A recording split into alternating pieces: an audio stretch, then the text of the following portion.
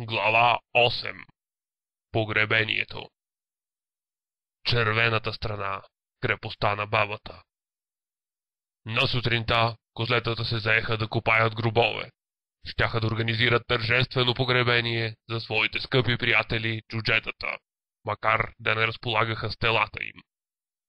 Хензел и баронът надписваха надгробните камъни, а червената шапчица и Снежанка ковяха ковчезите. Бабата и баронът беряха цветя.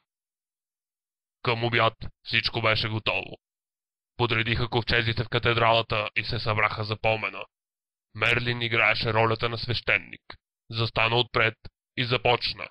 Събрали сме се тук, за да почетем паметта и да изпратим за последно нашите скъпи приятели, 7-те джуджета. Те загинаха. Добре, всички знаете как загинаха. Нека не повтаряме отново тази тъжна история. Ще запомним нашите приятели само с добро. На добър час, мили другари. След това излезе бабата и започна да говори за техният принос за икономиката на страната. След нея дойде ред и на баронът. Той застана на трибуната и започна. Скъпи приятели, всички знаете колко много обичах джуджетата.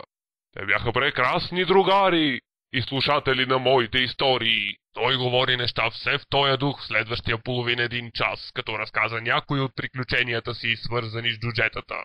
След това отиде да успокоява Снежанка. След него на трибуната излезе Майк да говори от името на братята си. Той изпрати няколко обиди по адрес на майката на Али Баба и завърши речта си с думите. Око за две, зъб за чене. Ламята изръмжа жално и всички понесоха ковчезите към гробовете.